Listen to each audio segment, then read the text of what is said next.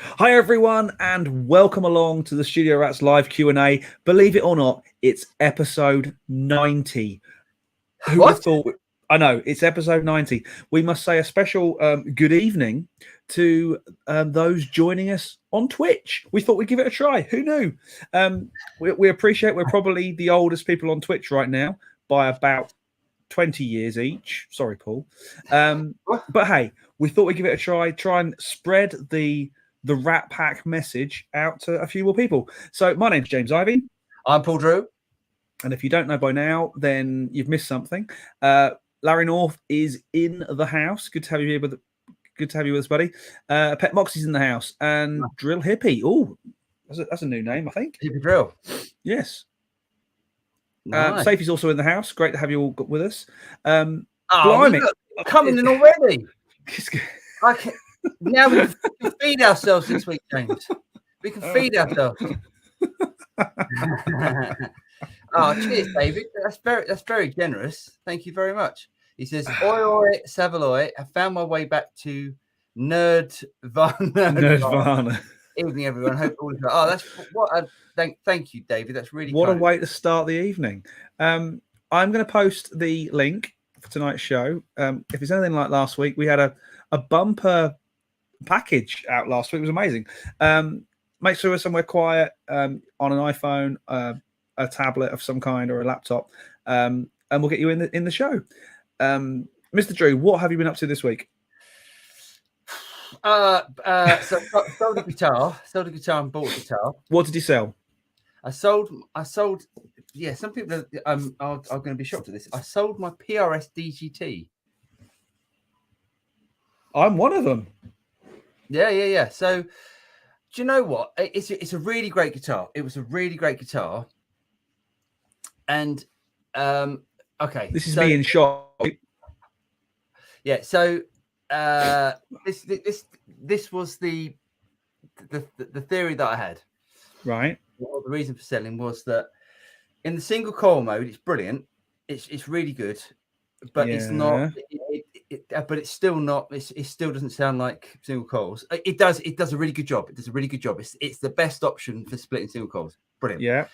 And then in humbucker mode, I plugged in my Les Paul and just went, "Oh my god, this is just this." Okay, so my Les Paul felt better in humbucker mode, and my single coil guitars felt better in single coil mode. So what's the point? Yeah, exactly. So I thought, what's the point? And do you know what? Because it was so pristine, I was never going to gig it, because it's one of those, with a PRS. And I said this to the lovely guy that bought it. Actually, really nice guy. Mm-hmm. Really nice guy. We had a good chat actually, and it's a great guitar. There's no doubt about that. But the thing about PRS is that because of the sort of people that buy them, the clientele that buy them. No, I don't mean that in a derogatory way at all. I don't mean that dentist. Yeah, classic. Well, if you want, I think there are people that actually collect them. Yes, and they want them in a pristine condition. Mm-hmm. If there's a PRS, like my PRS with the P90s over there, yeah, it's a little bit bashed up, a little bit. It's got a scratch on the back. That for me is great. That's what I want, because I understand that. Yeah, I can take it to a gig, and I'm not going to be precious about it, because I don't want to be at a gig and then covering up my belt buckle. You know what I mean? Because I don't want to scratch the back, because I think, oh, what happens if I want to sell this in the future? So anyway, should I show you what I did a trade? Right. Okay. Show us what you bought, or show what you swapped. Oh! I like that. So okay. So this is it's a 19. I think it's 60. It's custom shop. Yeah, of course. What don't I like about this, James? You probably don't like the scratch plate. Bang on. I actually think the scratch plate looks great. Yeah, I can't work it out. For me, it needs to be like it needs to be a mint scratch plate on this. No, that's beautiful. I like that. Do you? Maybe it's just me.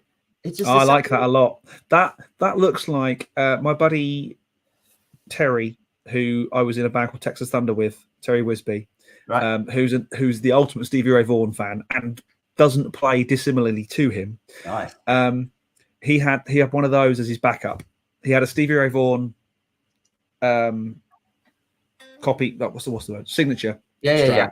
And he had one of those as his backup, and I actually preferred the sound of that one than to his Stevie Ray Vaughan. Don't get me wrong. Shop? Did he have a custom? Yeah. Interesting. Yeah. So, and it sounds really good. I prefer it to. I prefer it to my other strats. To my other custom shop. So I'm going to part with that and keep this one, but I might have to change the old minty to minty gold on it. I like that personally, but hey, that's just me. Interesting. So I've done that. I don't need two custom shop strats that are quite similar to each other. So I'm just gonna get rid of the other one. Have you still got the LSL telly? Is that still on the? No, that went. That's gone. That went. Guy came to and bought that last week. Cool. Which is good. Because that was hanging around for a bit, even though it was another great guitar. Yeah. And I bought a couple of pedals and stuff, but we can talk about that. Show us what you bought. Show us what you bought. Should we do that now? Show us now. Show us. Sure? No. Let's do what you did. All right. Feature. All right. Go on. So what have you been up to? What have we been up to? Doing some fairly, I won't say dull, because they're not dull if you need to do this particular thing, but I've been doing a video on Loopback, which is nerdy and quite clever at the same time. How to get the sound of your systems like iTunes into your DAW and your DAW sound into a streaming platform. Yeah, all right, there he goes. Hey, if you need to know, or rather when you need to know, you'll end up watching my video, won't you? There you go. But today was a great day. Had a brilliant day today. Friend of the show and friend of ours, Mr. Gary Bromham, now Dr. Gary Bromham, came over. And he brought, we were playing APB and doing some stuff, and he was getting quite scientific, as only Gary can, about what APB does and how it changes the signal and stuff like that. I won't spoil that one because, quite frankly, it's not for this channel, it's for McDSP, and they won't like me if I do. But he brought with him a thing of utter beauty. A guitar I've known he's had for a while, but he brought with him his Gilmour custom shop Strat. How much are these things worth? I don't know a lot about the Gilmour custom shop Strat. So, when he definitely bought a good deal, because I think now they're about 10 to 12 grand. Ooh, yeah. And the thing is now, Fender can't make any more since he sold the Strat 1, making it the most expensive guitar ever sold at auction. It wasn't Strat 1. It wasn't Strat. It was the Black Strat. Sorry, the Black Strat. Yeah. Black. Since making it the most expensive guitar at auction, he no longer has the right to give Fender the ability to make it. Wow. So they can't make any more. That would be goodbye. Wouldn't it? Then. So, and it's beautiful. I mean, I know I'm no real guitar connoisseur, but oh God, was it beautiful. It played so easily. And all that kind of Gilmour, those Gilmour licks just oozed out of it. It was, if you were in a Gilmour tribute band, I get why people want that guitar. If you're in a Pink Floyd covers band, that's the guitar you need to have because it's just the right sound. Right. Nice. Such a relic one as well. So it's all beaten up and you'd love it.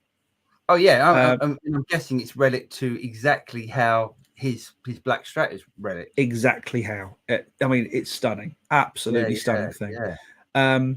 There's no way we'd be able to monetize the video. I shot a video with it, of course, because it is absolutely laden with Pink Floyd riffs and and Clapton riffs and everything. Because I played it. And were you playing, or did he play as well? Did Gary play as well? Gary played a little bit, but mostly me nerding through my selection of 11 rack tones because I've got all the Pink Floyd stuff already programmed in. Actually, we will come and do the comments in a minute, but yes, we will. Cowboy Studios, and it's just because this has popped up. Cowboy Studio says, "Was the Gilmour Strat the one with the EMGs?"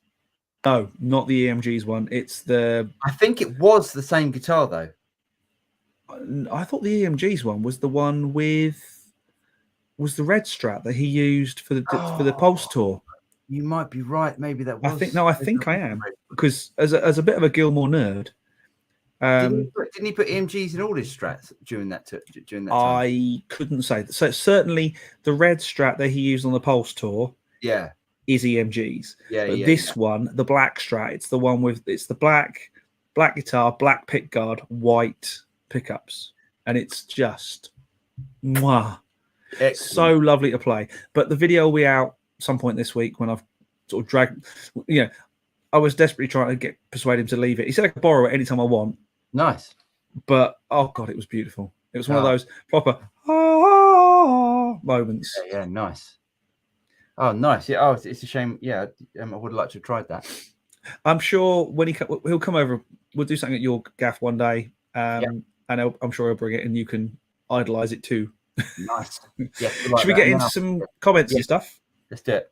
Let's get into this one because this is quite a good one. Should we say hello to? Oh, you said hello to everyone. Didn't you? We're good. Well, Drill Hippie says one for Paul. Mostly, I'm thinking of getting an IR200. Do you think this would be a significant upgrade on the UAD Bucks and Betty that I currently use? I mostly do pop country type stuff. Yeah, definitely. Yeah, definitely. I think the Bucks and Betty on the UAD platform is good. It is really good. It still feels like an amp sim to me. It's not the processing of the thing. It's your input channel. Your input. What's the word? Your input signal source. Yeah. By the 11 rack was always a great thing to use as your driver for amp sims because you've got a proper guitar front end. Yeah, I agree. And even though you have got the high Z inputs on the Apollos, it was still touch and go for me whether I got the those amp sims on the UAD to sound great or not. And some days I'll be going, oh, hold on, this is great. And then some days you go, what's changed? What is different? And it wasn't that things had changed. I don't know what it was. It was like different impedances on guitars even. Yeah. And I tell you what, James and I did a test, or we both agreed this. The amp sims felt differently when you loaded them up in the Universal Audio rack in console. Mm-hmm. It felt different to when you loaded it up in Luna. When you loaded it up in Luna, it felt great and sounded great. And for some reason, it sounded better than when you did it that way. Newer technology. I think it's newer code. It's newer code. Is that what it is? Well, yeah, it's funny. I'm not a code monkey, but I would say Luna has been code optimized. Yeah. For all that sort of stuff. Whereas the console has to deal with so many other things like other DAWs. Yeah. Okay, I hear what you're saying. Yes, that makes a lot of sense. Yes, so yes, you will notice a difference. But don't forget, Drill Hippie, that when you get it out of the box, when I took the R200 out of the box and I plugged it in, I was a little bit disappointed, and then I started programming it, and you've really got to get into it and get the sounds programmed. If there was a way that I could release a pack for it, release the patches that I've done. Actually, what you can do, I did a video programming it, and if you go on that and you follow what I did, for me anyway, that felt better and it sounded better. But you might disagree, but I felt that. It's about feel, isn't it? It's not about any hardware unit is going to give you instant feel than going into some kind of amp sim, in my opinion. Yeah. I agree. I completely agree. Hey, Safety's in the house. Safety's in the house. Jeff Rock with his mug. Yes, indeed. Stephen James. Good day, guys from Brisbane. Good day. Mike Hayton. Evening, Panks Blankers. Mike. So Mike was thinking about buying a Masterbuilt Strat, wasn't he? Oh. But I still think that 335 that you shared with us this morning is one of the most beautiful guitars I've ever seen. But hey. Oh, don't. You're making me worry now. Anyway, Ernie B. The Ernie B? I don't think they're Michigan. Hey, I made it checking in from Michigan. Hi, Ernie. Good to have you on. Great to have you with us. Yeah. Dave McQuillan's in the house. Good evening, guys. Hope life's treating you well. And you, David? It is thus far. I would be reaching for my plectrum at this point, but I don't have it here. David Stockton, evening all. Evening, David. Avjit Maycap. I'm thinking about an Ibanez. I love Ibanez's model numbers. I love it. They're friendly, aren't they? That's so good. It's I'm thinking about buying the Ibanez GR 131 EX BKF.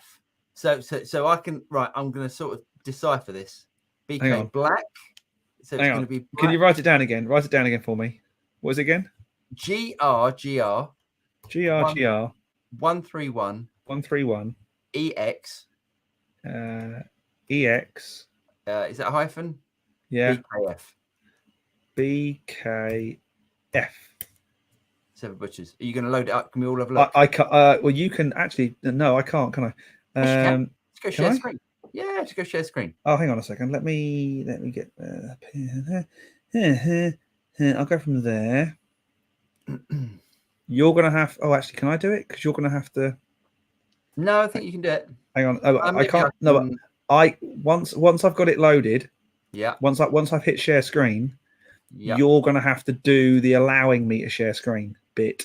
Otherwise, what's gonna happen is. Okay. We're gonna end up with. Hang on. Hold on 1 second. Okay. Hold on 1 second. Hold on. Share screen. Share screen. Share screen. Yes. Select.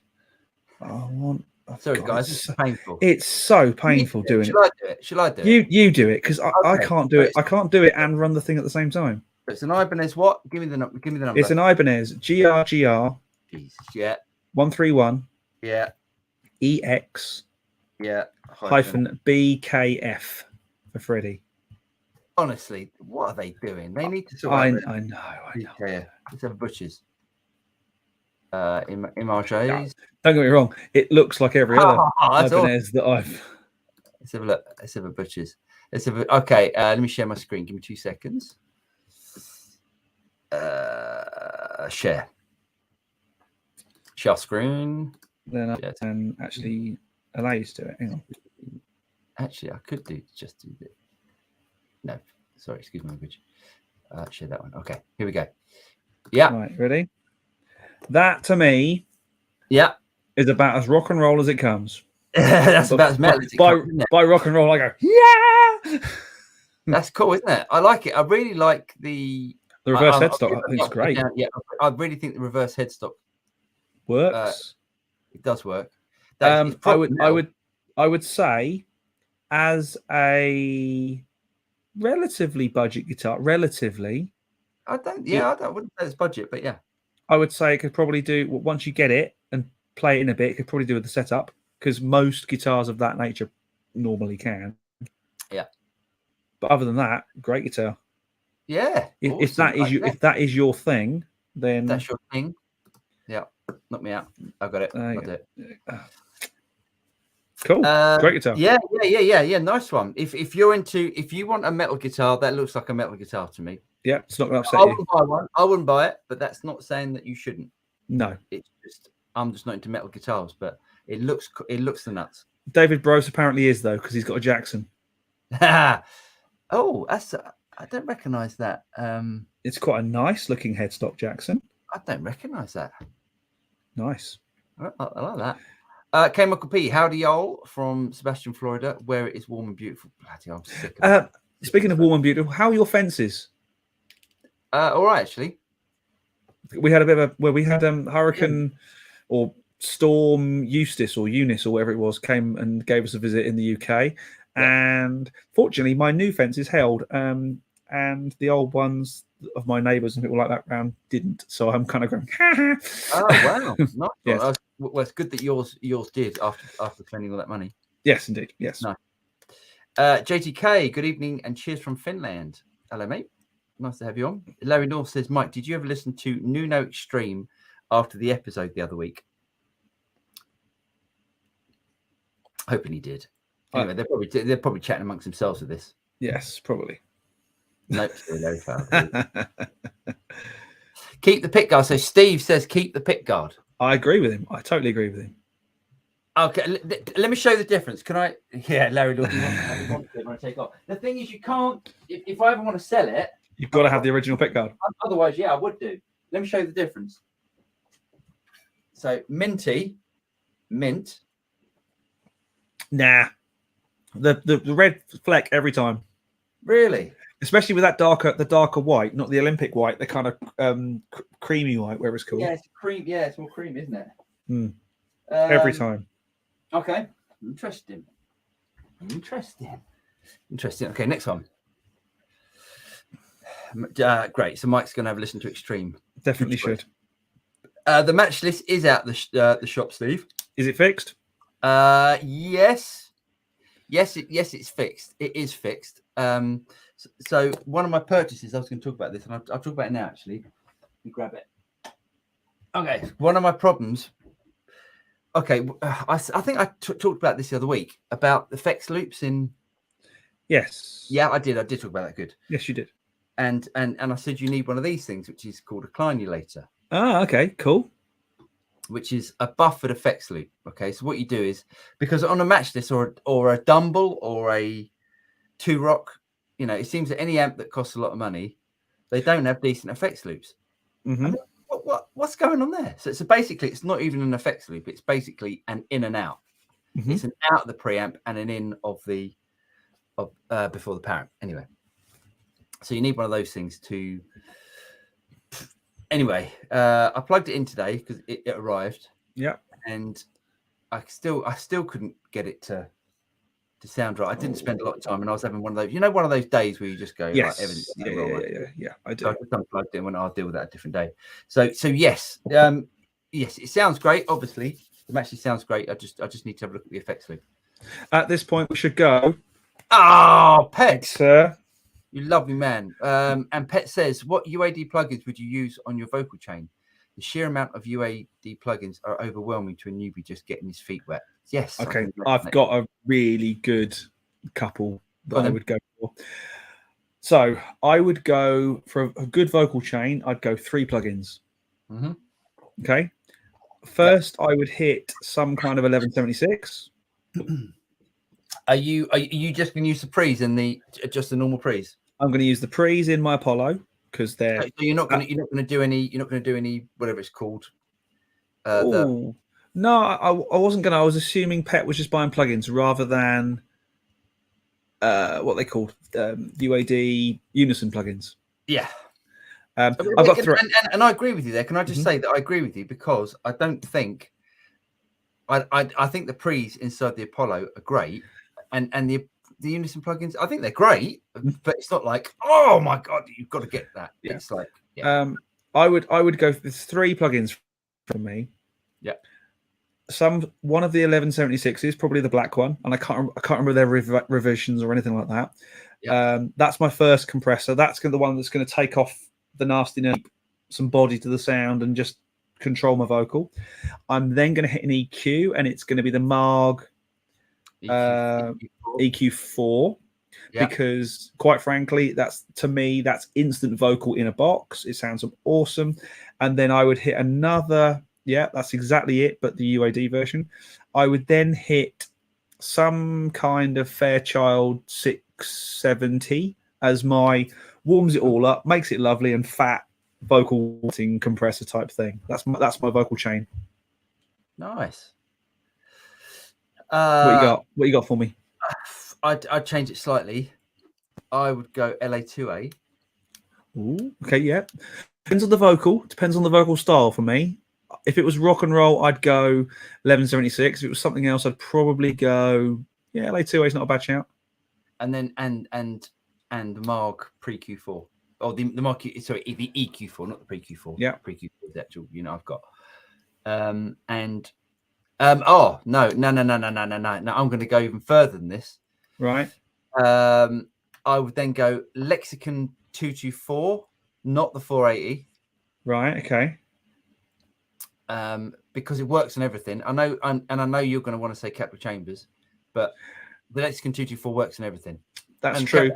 My favorite. Capital Chambers works on everything as well. Yeah. And I'd probably just leave it like that if I'm recording. But I personally wouldn't print any of that down to tape. I would, if I was being gentle with the 1176, I'd commit that. Would you? Okay, nice. Yeah, because that's what I would do if I was in the studio with hardware. I'd probably put for bass. I would always print the LA2A, just because, as long as it wasn't slamming it and doing horrible things, I'd probably print it. No. But I'd probably also use an 1176 on vocals. Sorry, I can't speak to that. I'd use the 1176 on vocals as well, printed, but gently, not slammed. That's why I like 2 stages of compression on vocals. A little bit to tame it, then a little bit to warm it up and give it vocal loveliness. Nice. There you go. Very nice. Put that back. Hope that helped. Yeah, there you go. Nice. But Paul is absolutely right. On a reverb front, it would be Capital Chambers or to be honest, the EMT. Either of the EMTs would be great. You can't go wrong with a nice plate. I love that 224.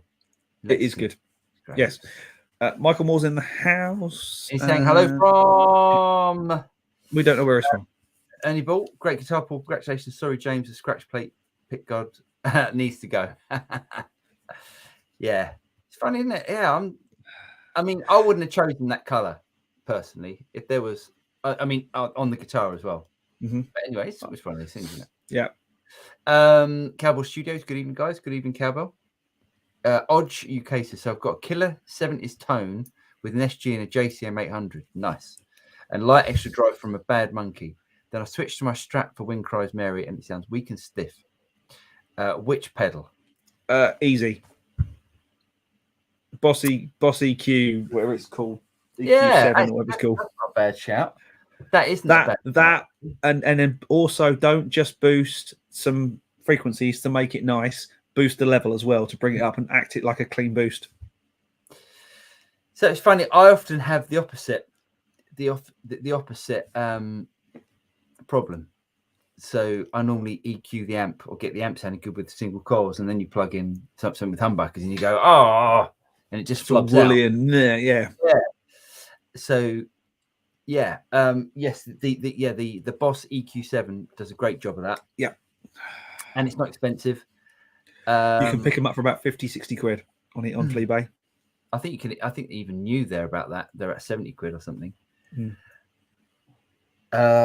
Other than that, get yourself a boost pedal, which I'm going to talk about now. Okay.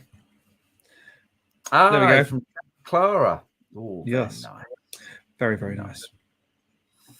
Larry North says, good day, Mike. Try watching Waiting. Do you want to play Fight the Wounded Bumblebee? Oh, sorry. Flight of the Wounded Bumblebee. Yes. Yeah. He-Man, Woman Hater, and all of 3 sides. The orchestration and composition on that album is wonderful. It is. He is right. But sadly, it wasn't. 3 Sides was not their most successful album by a country mile. Pornography is.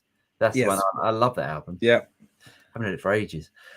Cowbell Studios. No, already done that. Yes, we have done that. Saved your comment as a screenshot. Thank you. Oh, okay. Yeah. Kreenar's in the house. Hello, everybody. Hi, Kreenar. Yes. Okay. So yes, you are right there. I was right. Blimey. Mike Caton says Black Gilmour Strat came from Rudy's in New York. Oh, interesting. Mendel Rocks, happy Q&A Wednesday again. I just gave you a follow on Twitch also. Oh, nice one. Thanks, awesome. Mate. Well, I mean, this is an experiment. I was talking to a Twitch artist. She actually makes most of her living from Twitch. And she said, you've got to be on there because it'll be nice to have some music tech guys on there who know what they're on about. And I thought, controversial, but hey, maybe there's a gap there for 2 old boys. And I've never called myself old before. Easy, even with the old boy. I feel it today. Yes. David says, wasn't it the black with white pickups? It was. I'm going to make sure. I'm going to make sure. It was black Strat, black pick guard, white pickups, wasn't it? Hold on a second. It didn't have a white guard. It had a black guard, didn't it? No, definitely black guard. I'm just going to check the footage because I now need. Right. It's black, and white. Yes. I'm looking at it going, God, it was an awesome guitar. Yeah. Such an awesome guitar. Yeah. Oh, yes. Gal7615 says, Paul, have you tried the X Vive Thomas Blue Golden Brownie yet? It's a JCM 800. Oh, nice. I haven't actually. I haven't tried that.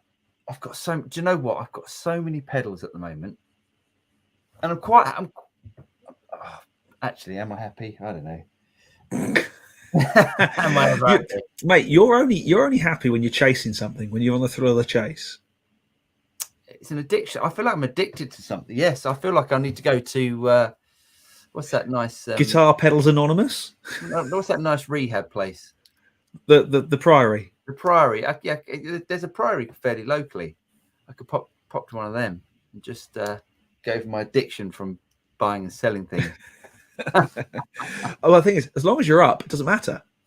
Yeah, but I don't do it for. I don't do it as a business. I do it because it's makes content for the channel. But that's one and the same, isn't it? Well, yeah, but I'm not making money. I'm not buying to make money. I'm not going right. Well, I bought that for that, so I've got to sell it and make a profit on it. I'm not like that. No, I know, but no, I will do, Gal. I will do. I've just got a bundle of I a few pedals turn up this week.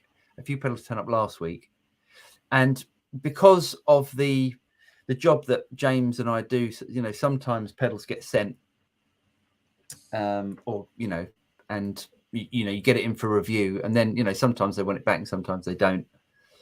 Sometimes they're desperate for a fast turnaround on things, and you go, okay, and sometimes you go, oh god, this is, and then you switch it on, and you go, wow, and it really. Sometimes you do that, and sometimes you go, oh, another. In the plugin world, it's oh god, another 1176. Yes, absolutely. Right, but I will do, Gal. I'll check it out. Cool. Steve Ball said, good evening, Ron. Good evening, Steve. David Cullen says, hi guys, has anyone had any dealings with a company called Munson Guitars? Very interesting bespoke guitars. Found a short video from the British Boutique Guitar Festival, but no reviews. That's I have heard of them, and I got confused. Not with Manson's guitars. Yes, that's why I got confused, because they don't look the same. No, those Manson guitars are great. Ah, he's a great builder. Well, we also know who's the most famous user of one, don't we? Yeah, probably Matt Bellamy. I would have thought. Yes, probably. Yeah. Yeah. Although they've got a couple of artists. Yeah, no, I haven't tried one. I'm even trying to think if they were at NAMM last time we went. They might have been. I forgot. It feels so long ago. Yeah, it does feel a long time ago that we last went. But hey, yeah. David Olson said there's a great book by Gilmour's Tech about the Black Strat called The Black Strat. Oh, nice one. I might have to get that one. David Bro says, what type of effects loop does the Katana have? Active.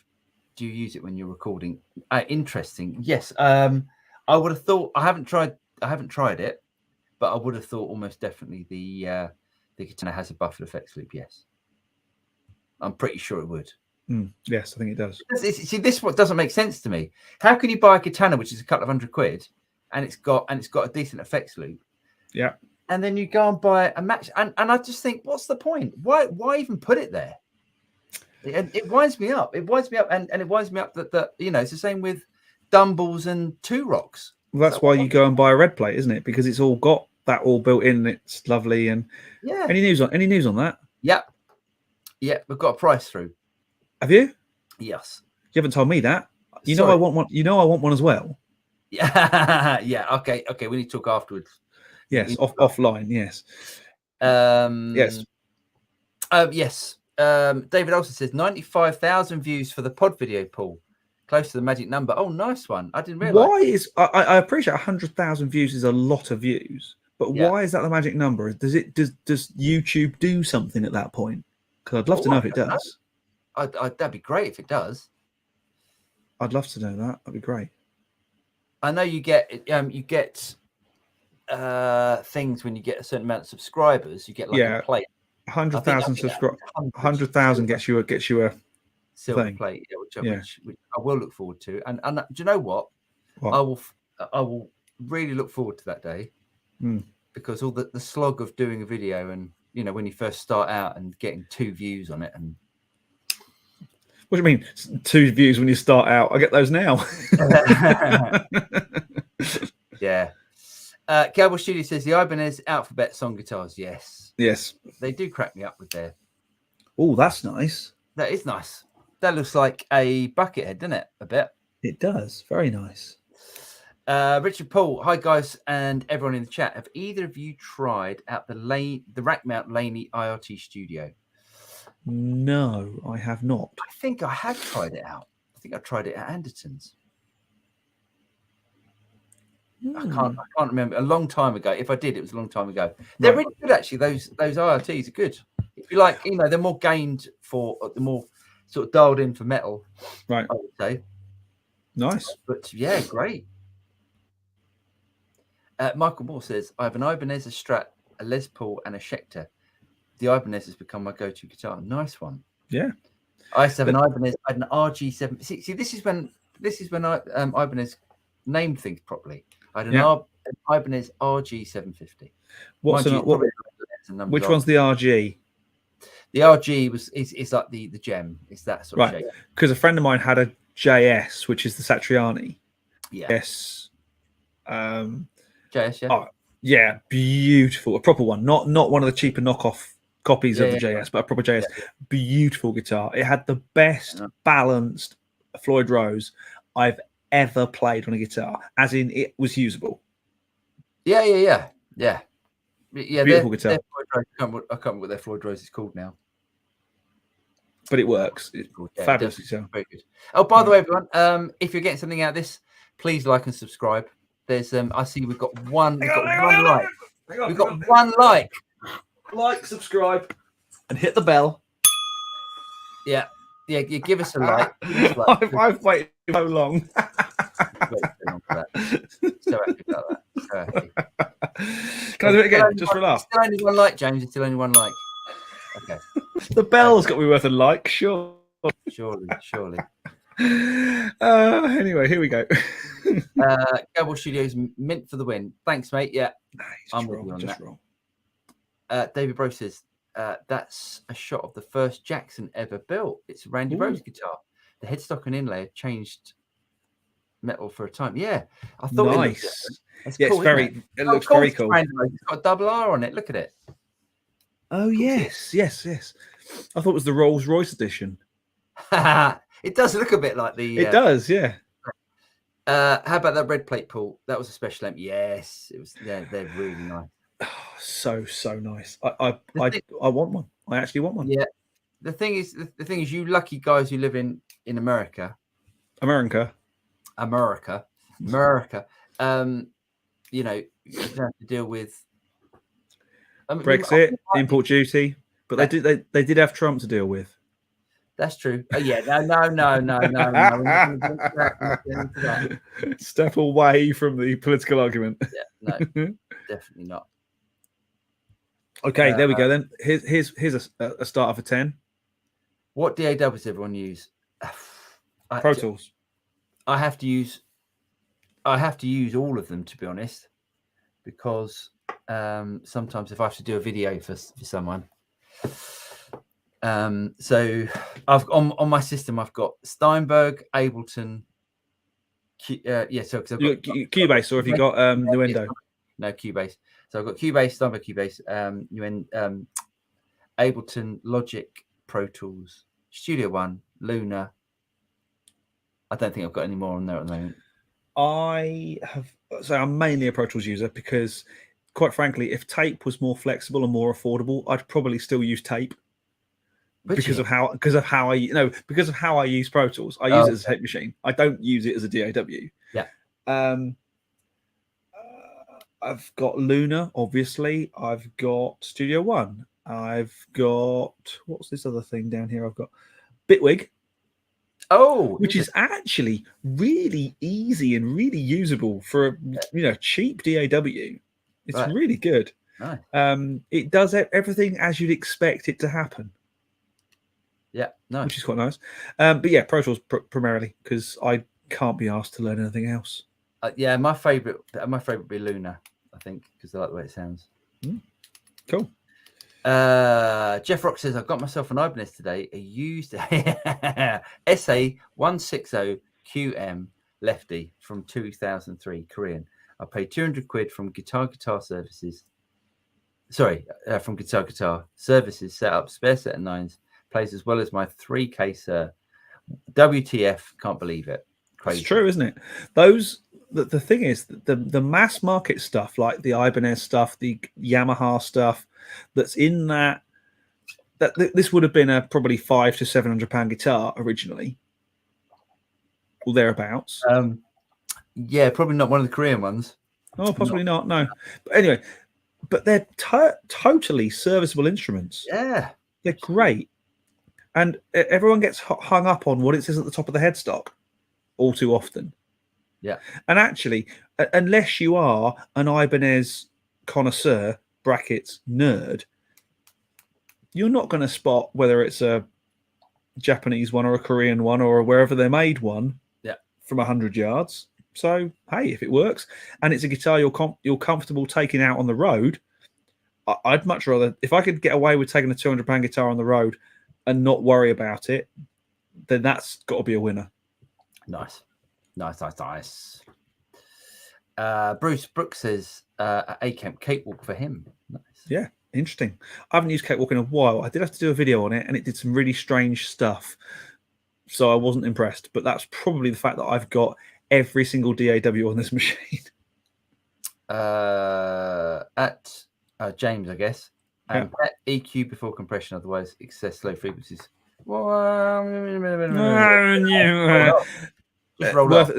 At this point, says the post-production engineer. I agree. We'll agree to differ on that one, Mike. Bruce Brooks says, Paul, what happened to the Katana Live Fridays? I missed them last 2 weeks. I don't think you missed them. I don't think Paul did them. Yeah, I didn't do them. Yeah, I didn't do them because last Friday we were in Manchester. Manchester. Next Friday we'll be in Sheffield. And I was going to do one. I'm thinking about doing one this Friday because I do actually like doing them, and I find them, even though I've got to do quite a lot of research, it's slightly easier because you haven't got to edit the video afterwards. Yes. So, but then you have to, if you make mistakes, those mistakes are there for all time. Which is yes. So anyone on Twitch, please go bear with us. Yeah. I like those because I'm normally cooking when you're doing those. Oh yeah, nice. Yeah, exponential audio. I never really got on with the exponential stuff. The problem is, Mike, I totally agree with you, but these days it's isotope. Yeah, it is isotope. Because they're owned by isotope. They are brilliant. I mean, the Nimbus and Excalibur are two of my favorite creative reverb and delay plugins. They're awesome. You can get proper bonkers with Excalibur. Nice. Which is cool. Michael Moore says, Jeff Rock, I need to get my set up, but the bare knuckle Aftermath pickups are killer. They sound proper. Aftermath. You can imagine that's going to be some.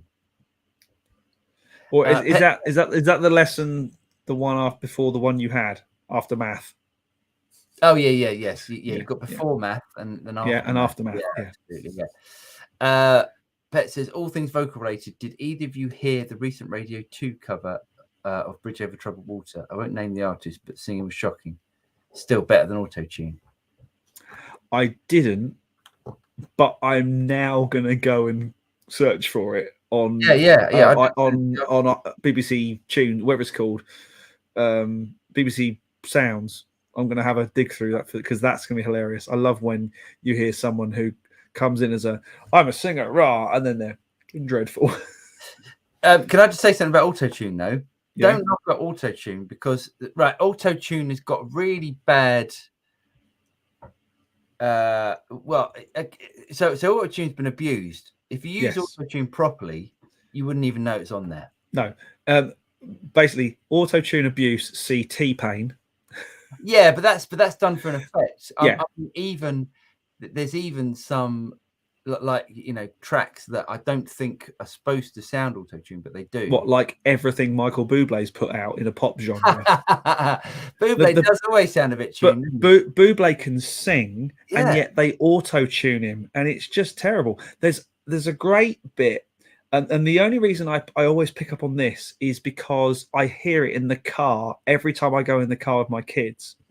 If you listen to Into the Unknown from Frozen 2, the Panic at the Disco version, yeah, the last big note that he sings is auto-tuned and pitch corrected to the point where I go, yeah, it's such a shame, because the rest of the track is amazing. He's a great singer as well. It spoils the whole song. He just it would have been, I'd have been, can we do it again? Yeah. It really ruins the whole song. Sorry, I'll step. There's no need for it. There's no need. There's no need, especially on people that can sing. Yeah. I mean, there's no need to make it sound like a auto-tune, because I mean, it's a sound that we all now expect tuned vocals. We all expect it, because in the 80s and 70s, we just we didn't hear tuned vocals. So sorry, because there wasn't auto-tuned. We were used to hearing out-of-tune vocals. Listen back to any sort of new romantic. Yeah. Go.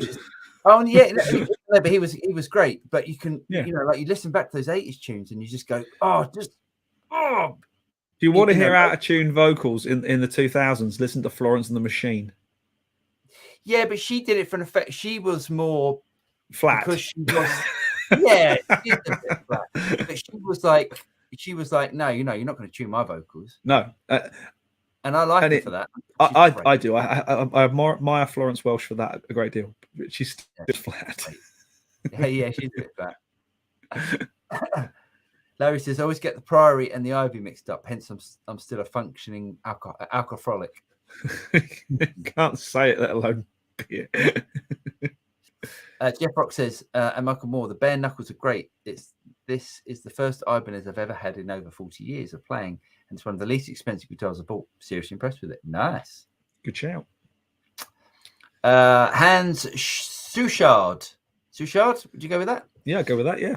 Katana rules the world, at least in the Netherlands. Yeah, Katana's great. Yeah. Good stuff in it.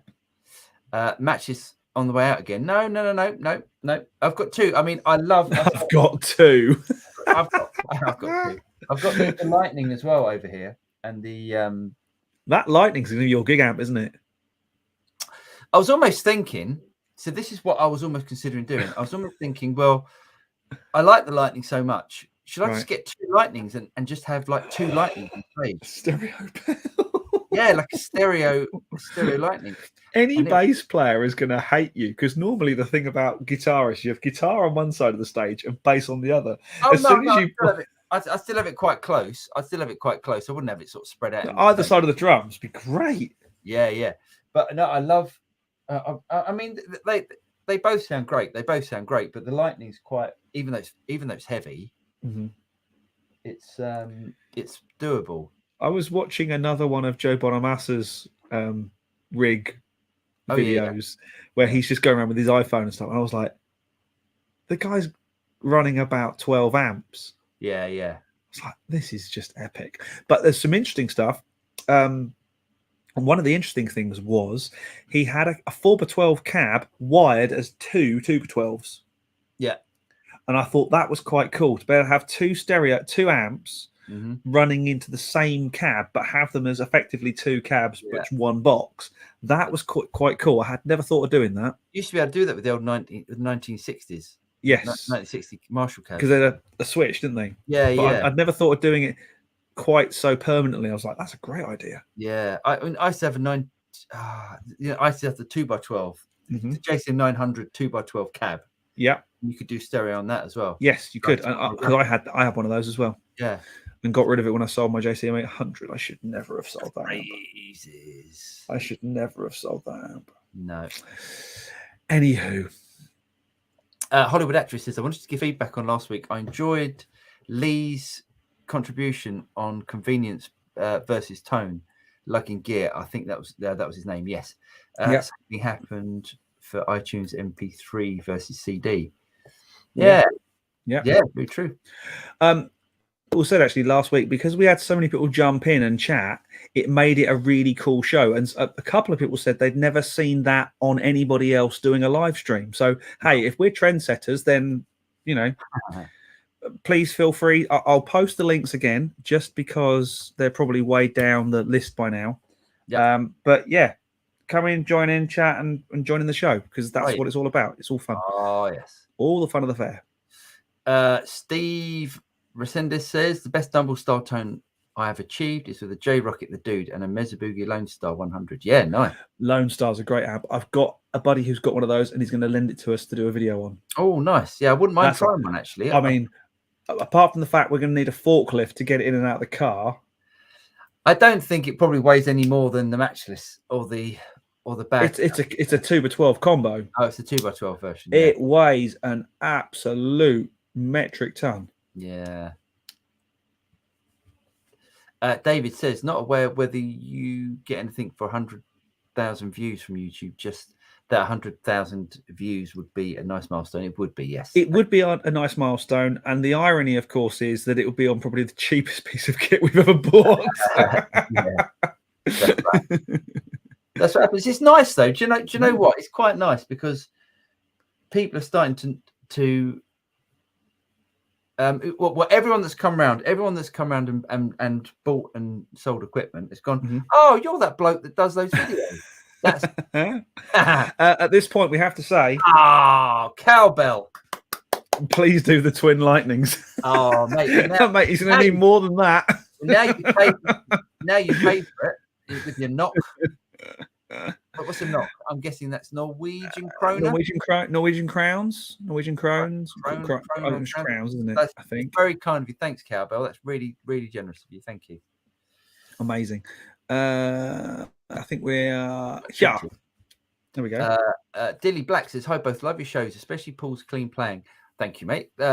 Please remain independent of the guitar clique of A and TPS, etc. Independent of the guitar clique of what's A? Well, TPS is definitely that pedal show. Yeah. What's A? I'm trying.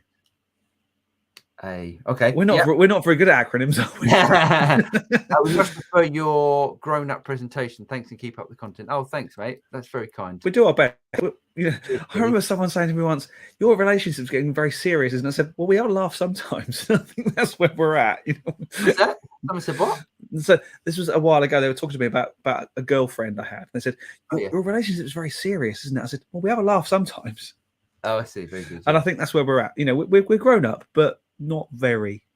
I think. I always think. I always think that pedal show. I like that pedal show, and they're great. They're really talented guys, and they're endearing and all that. And it's a slightly different audience, isn't it? Where I always think, and I'm sure James does as well, where content should be, because of everyone's attention span or lack of attention span, that shorter videos. Who said that?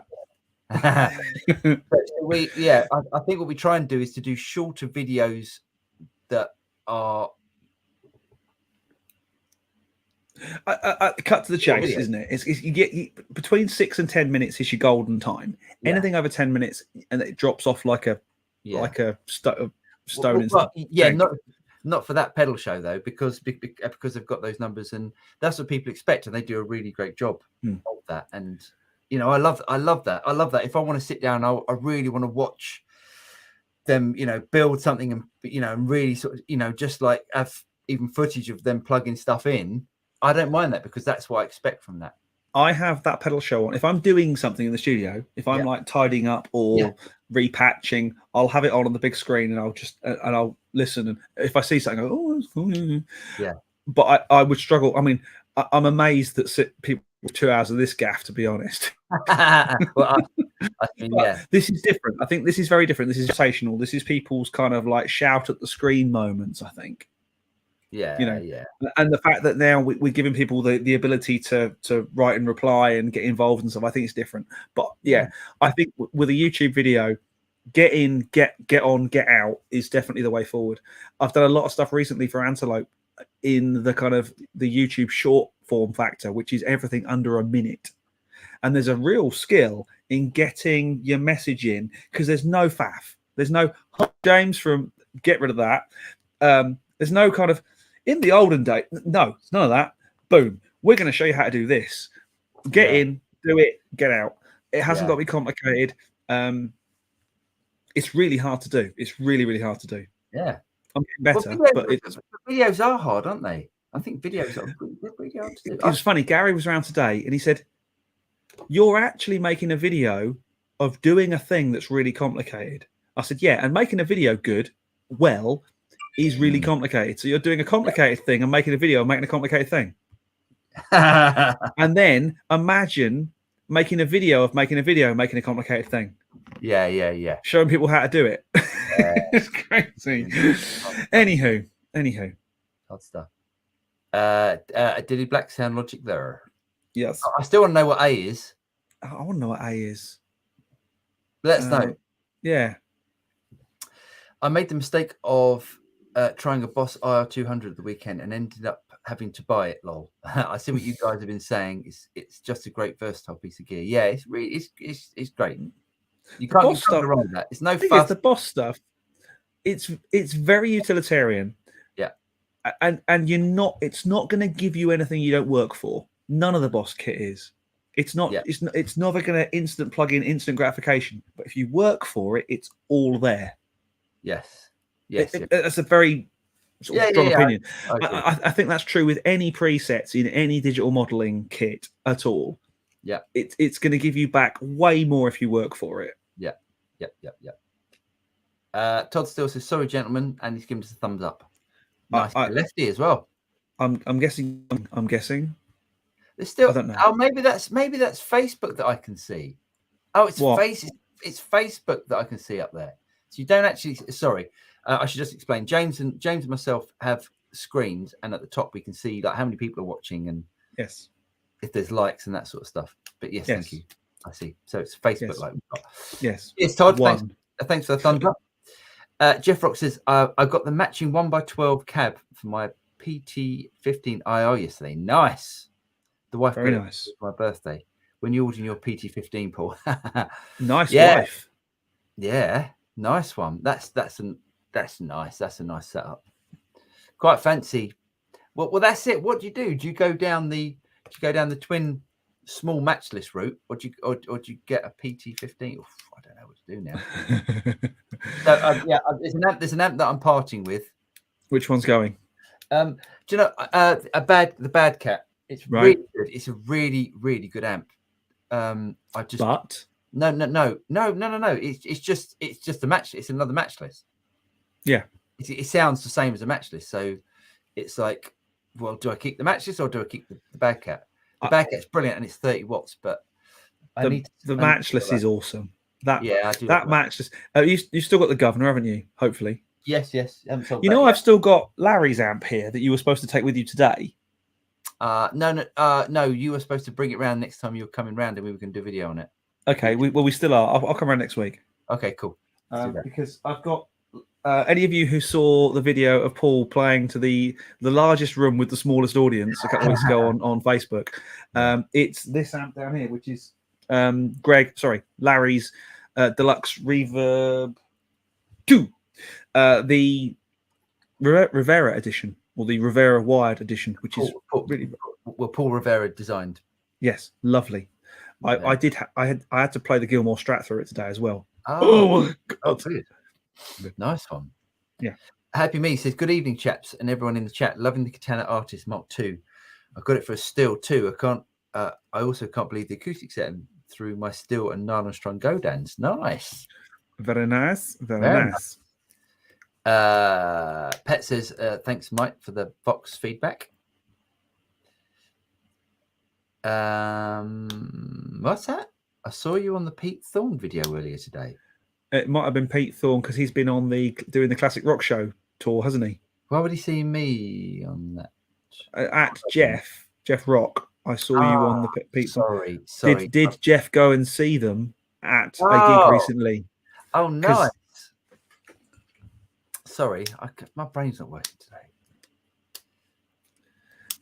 Wake up. Never mind. I could be wrong, but that's how I'm reading it. Oh, yes, you're probably right. Luke BP, I'm looking to buy a modelling amp for my stage work.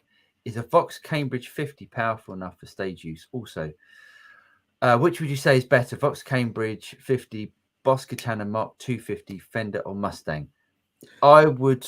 Go on, James. Go on, you can answer this. Well, the only one I have any serious experience of playing through is Katana Mark II. I've got the 100 watt 2x12, which is an awesome beast. The Fender I've played through and was... I'm assuming it's the Fender digital clever one that I can't Mustang yeah. T. I wasn't that impressed because it didn't do anything different to the way the Katana did it, and the Katana's got all the other goodies in it. Yeah. I would say if you can possibly squeeze up the money, I haven't tried the Vox. No, me neither.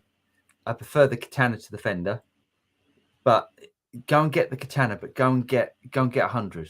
It's not that much more expensive, and you won't end up thinking in a couple of months' time, oh, I wish I'd got the 100, and then sell you 50 and get 100. Go and get the 100. Definitely loud enough for stage use. Definitely. God, yes. Yes. And got more features. Oh, no, you didn't, James. That's my man. Oh, it's one of those. It's one of those questions. Those moments where our memory is so poor for what's going on in the show. Yeah. Anyways. Yeah. But we'll have. Okay, Michael P. To remind us what happened. I've forgotten. Gal 7615 says they say the grass is always greener on the other side, but you have to stand in the field to find out. True. Gas for other amps is a money pit. You never find perfection. You're right. There is no such thing. There's no such thing. I have to admit, though, somewhere between that matchless and the red plate, I would say is perfection. If I'm honest, that red plate was so good. Yeah, it's nice, wasn't it? Yes. Anywho. Very nice. Larry says, why would anyone use anything other than Reaper? Free and fully functional. Let's be clear. It's not free. If you're using it professionally or you're using it for anything paid, there is a fully paid version. It's a great deal of dough. I think it's about 69 quid. I think it's not a lot, considering how much Pro Tools will try and fleece you on a monthly basis. But it ain't free. It is brilliant. Reaper is really, really good. And I know lots of people who stand by it and use it in a very professional world. But I would say this. You can have a Dropbox account or you can pay for a Dropbox account. If you use the free one for business and it loses some of your work, you do not have a leg to stand on. If you pay for it and it loses some of your work, you can go and shout at someone.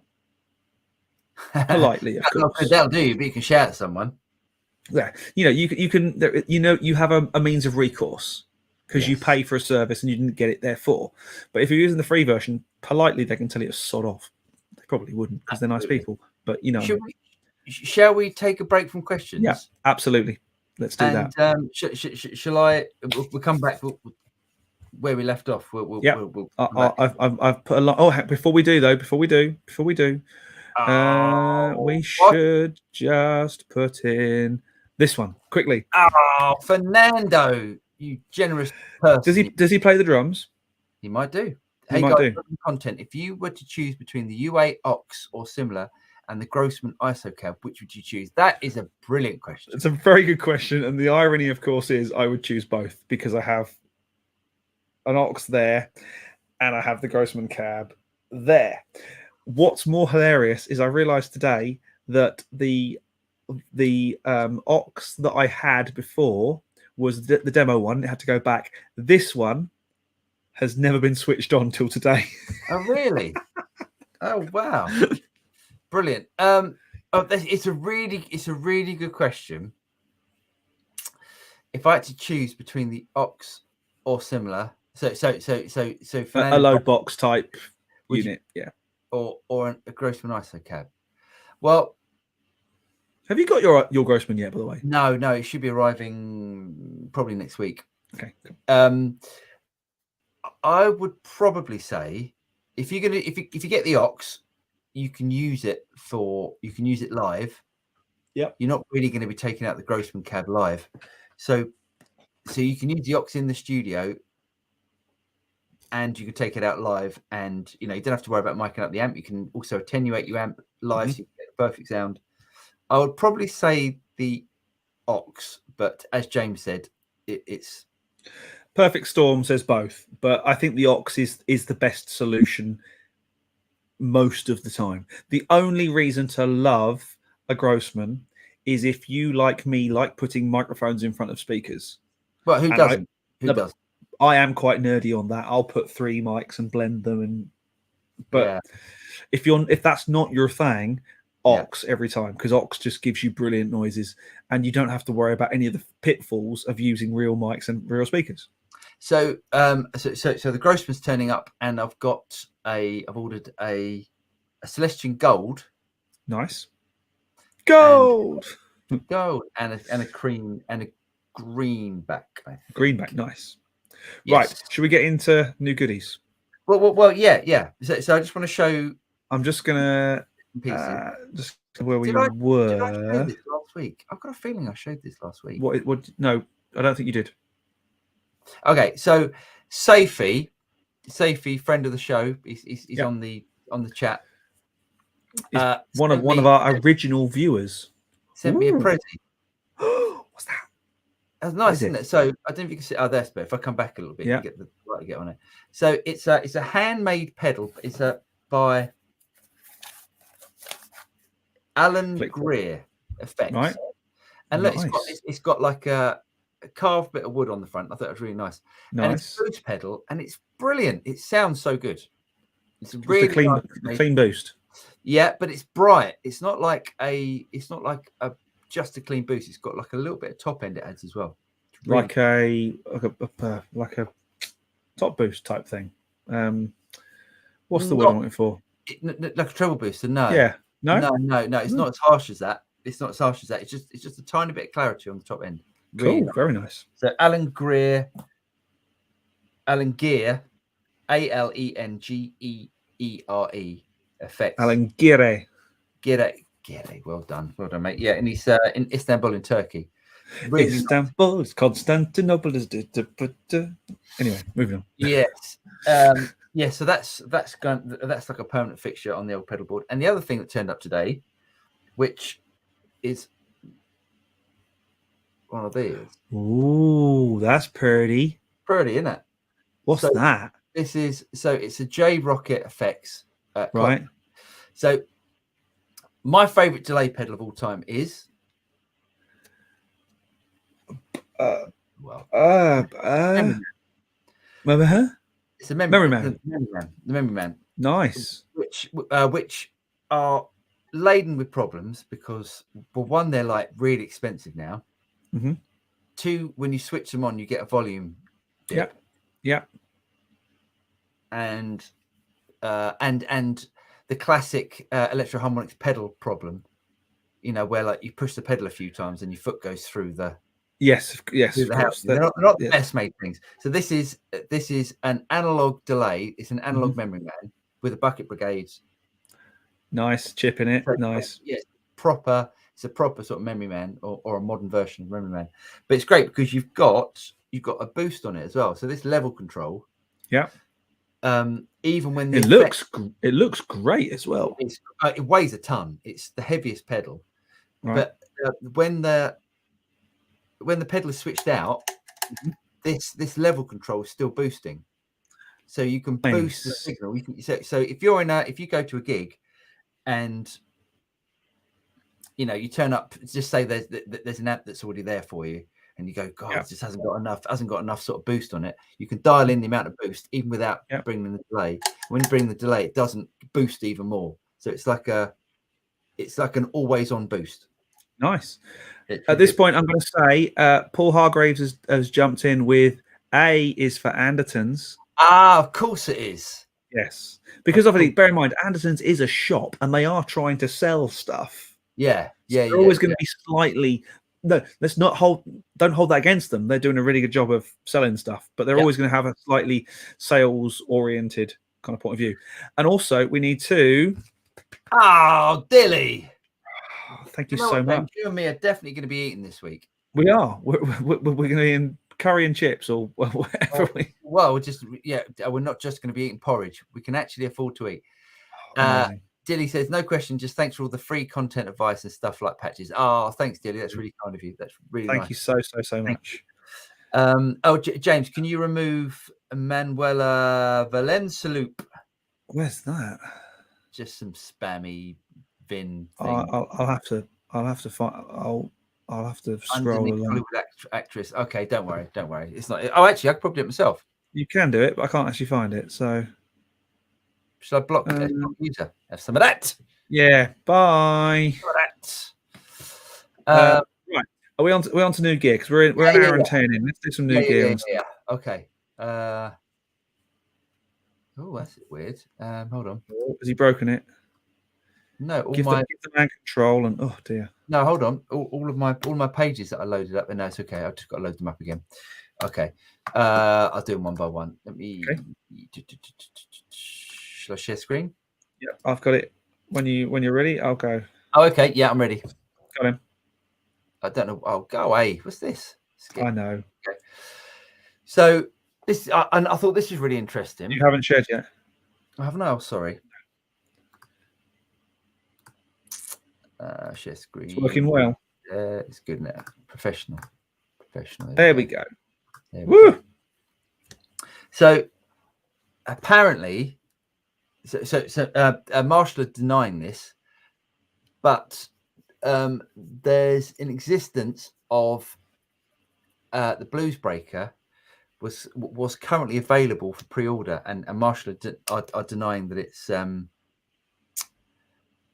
that it is such a thing, because obviously someone's released the photo of it before it's been released. Right. But that's obviously not the reissue. No, that's the original. That's the original one that looks like a Governor or a Drive Master or the Shred Master. Oh, the Shred Master, yeah.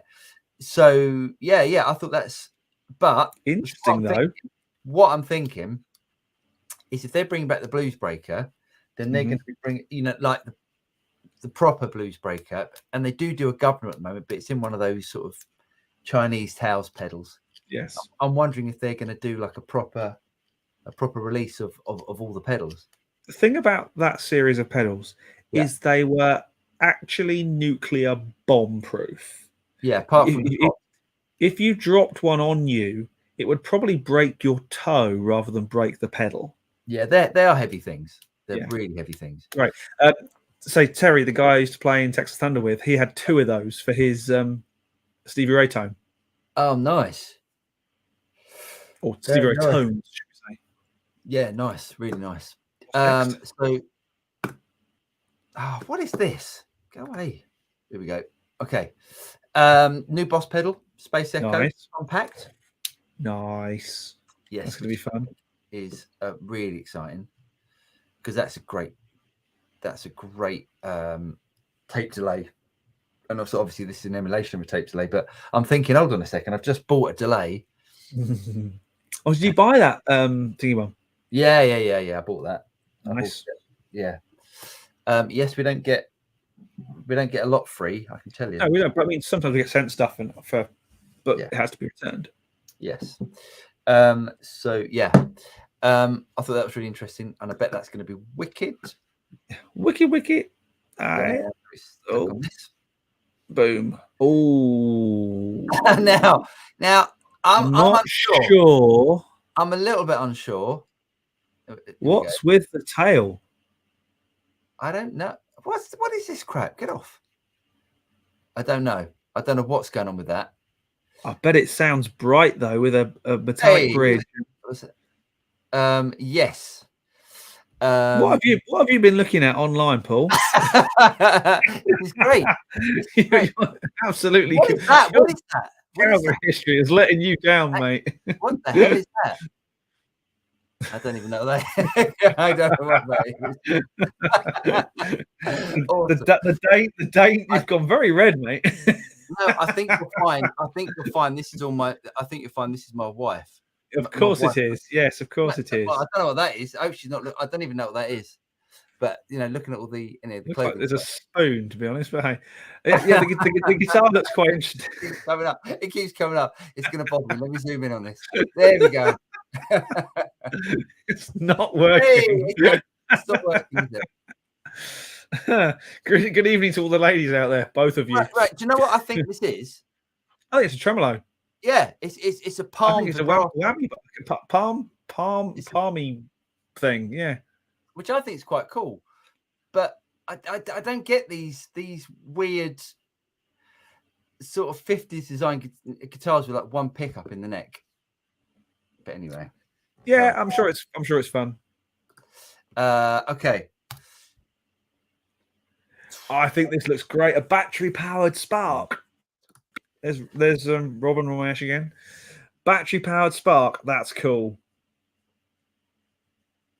Yeah, I think it's a nice thing. Yeah, it's a nice little thing. Is it 10 watts, isn't it? Is it a bigger speaker? Is it a bigger speaker than what's in the old one? It's one speaker. Okay. And I don't know. I found this and I don't know. I think it's relevant. I think Davey's having his own Flying V moment. It's just the inlays are just a no for me. I'm sure it's a great guitar. I'm sure it plays beautifully. Yeah, and it's really well balanced because they've never been before, have they? So no.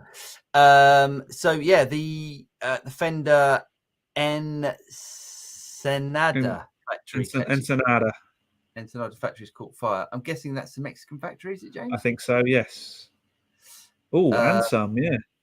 Yeah, which is a bit of a shame.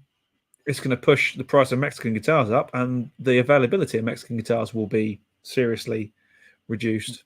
Yeah. It's where all of Fender's mid-price made in Mexico guitars come from, which is So but they're a big enough country. They're a big enough company. As long as it wasn't a total destruction. Yeah. They're a big enough company to weather it. Yeah, absolutely. Yeah, fingers crossed no one got hurt. Right. So can I go back to this? Yes. Yeah. And then I'm going to click on this. Right. Okay. Same. It's almost like they knew that Boss were going to be releasing this pedal. Yeah.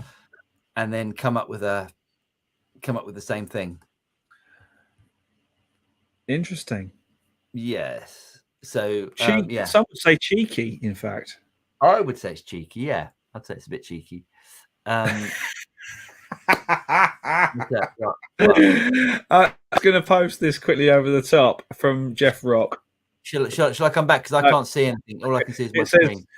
Jeff is very kind and giving us some funds. Oh, what? Cheers, Jeff. Donations towards the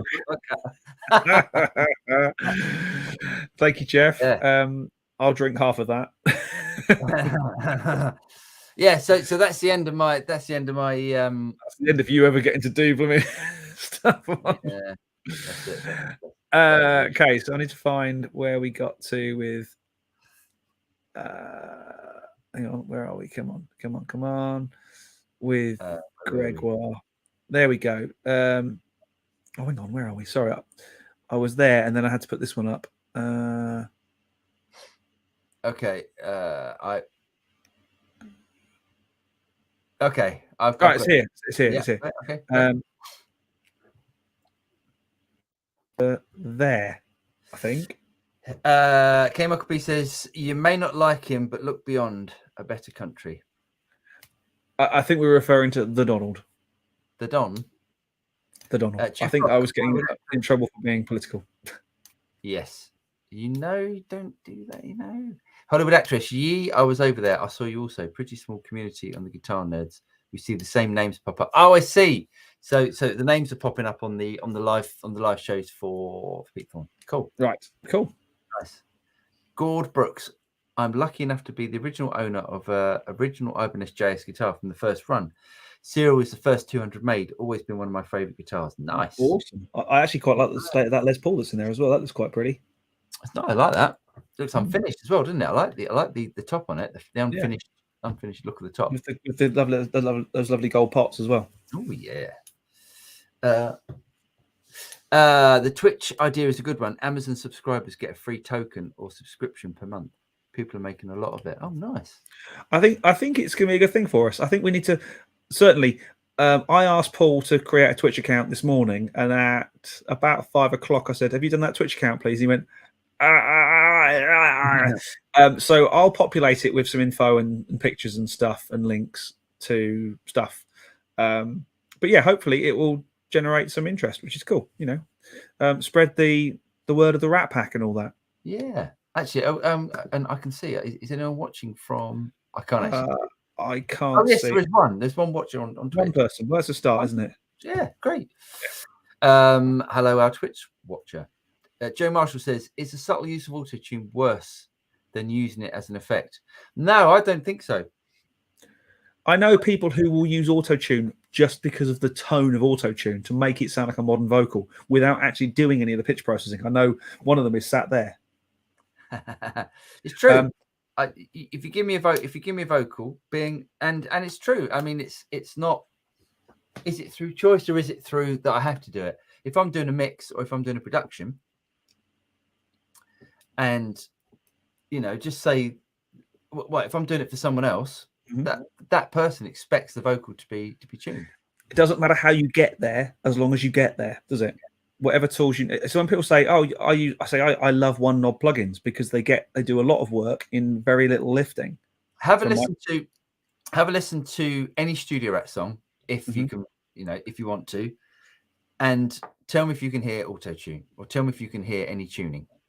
You can't, because you do it properly, and we generally work with good singers. Yeah, but that's the point. You can still be a great singer. The thing is, okay, the thing about auto-tune, and I'm going to get on my high horse a little bit, is the great thing about auto-tune is that it enables you to catch a performance. Yeah. And not worry so much about, oh, the performance is so good, but that note is just... I always say to singers as well, it's about tone and diction. Pitch I can correct. Tone and diction I can't. But it still has to be there. It still has to be a good vocal. It still has to be more or less. If there's that one moment where it's all off a little bit, you can go. Yeah, exactly. Yeah, fix it. Yeah, totally.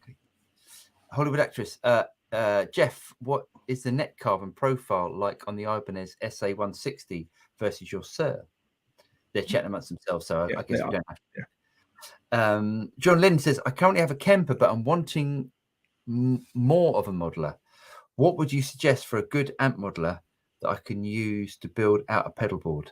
I'm just a home studio player. I'll be interested to see what you don't like from the Kemper, John. If you want a modeler, Kemper's pretty much. I mean, even though it's old technology, they still make it, and it still sounds realistically great. In the modeler front, you have 3 choices. No, you have more than 3 choices. So let's have a think. So we've got line 6. Yeah. With the Helix. That's not a choice. Well, some people really like the Helix. You've got Fractal. Yeah. Which would probably be.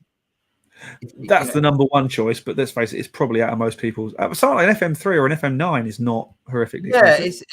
It is seeming at the moment that a lot of the pros are using Fractal.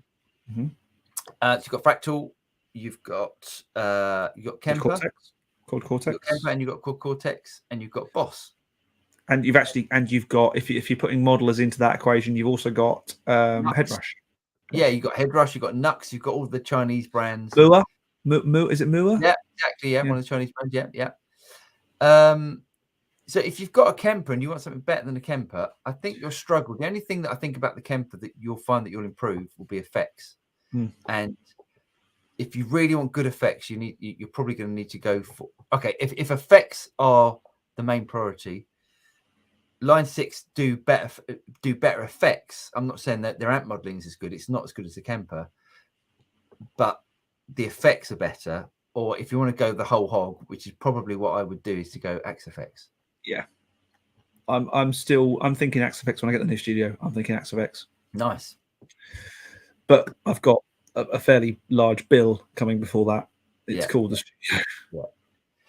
Shep Shepherd said, started on Pro Tools, drove me mad. Used Logic for a while, then Studio One. That was confusing. Loon all the way now. Sounds fantastic and so simple to use. Just needs a few more features. Exactly. Gary was telling me today that they've brought out basically elastic audio now into. Oh, have they? It's in Luna, is it? Yeah. Oh, great. Excellent. Very cool. Audio quantize, I think they call it, but elastic audio. This is an interesting thing, and James knows about this. Yeah. Actually, who would know? Well, yeah. No. Let's ask. Let's ask the community. A dual lightning setup. Did you figure out the physics of a 2x15 watt amps being the same or different to a 1x30 watt? So yes, because me and Larry were talking about this a couple of weeks ago or last week, saying that are 215 watt amps as loud?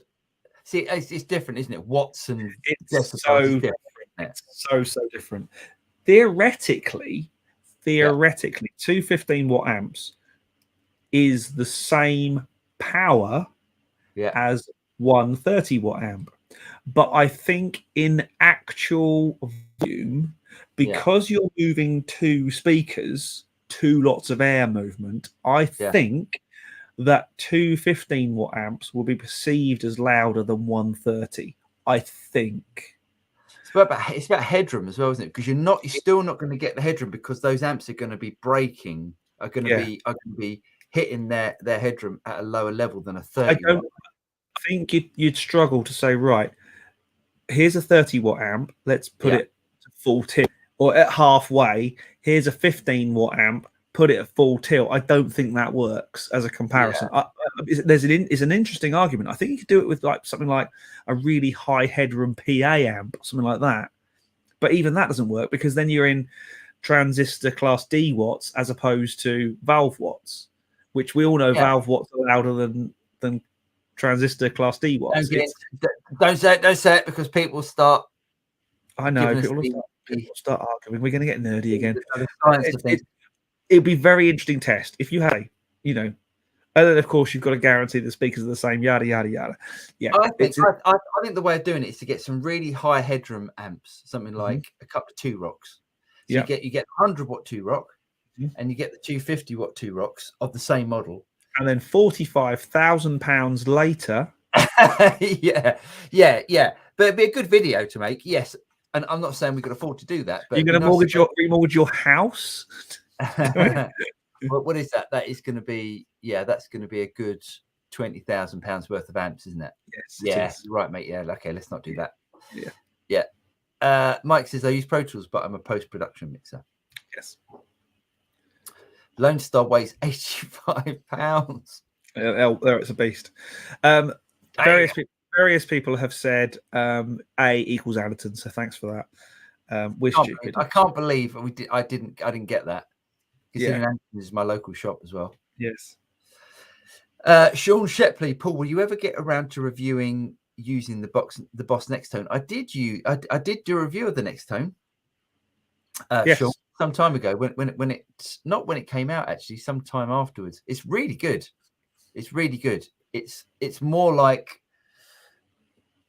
I mean, I'm sure because you're asking, Sean, you probably got one, so you already know this, but for the people that don't know, it's like it's a less featured Katana that is more valve-like, if that makes sense. Yeah. So it's as opposed to spending all of the processing power on effects and extras. Yeah, and it's not processing as such, but they've spent all the money internally on producing a really great sounding amplifier, as opposed to a Katana, which sounds great, but it's not the Nextone. But the Katana's got loads of effects in it. But yes, it's a really good unit.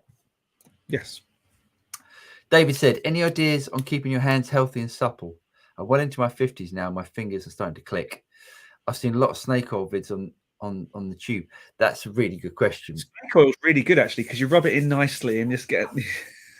I mean, go on, the thing is, as a drummer, my hands have been shot for quite a while. My fingers click really badly, and recently I've been getting quite bad, waking up with quite stiff elbows, and I think that's on your right arm by any chance, James.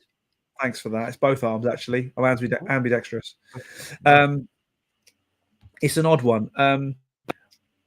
I think regular exercise, full stop, is the way forward. You know, good, proper exercise for your body is the way forward. As much as I hate to say it because I'm the worst person in the world at it,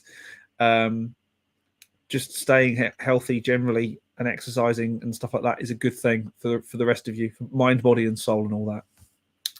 Yeah, I think and you know, good oils, I would say. Good warm-ups as well. A good warm-up is the way to stop your hand really hurting. A basic kind of nice slow scales and progressions across the fingerboard is a good way to stop yourself hurting at a gig. Yeah. That's true for any instrument, you know, drums especially, where it's so physical. But I guess once arthritis sort of sets in, just take it slowly, warm up slowly, I'd say. Yeah.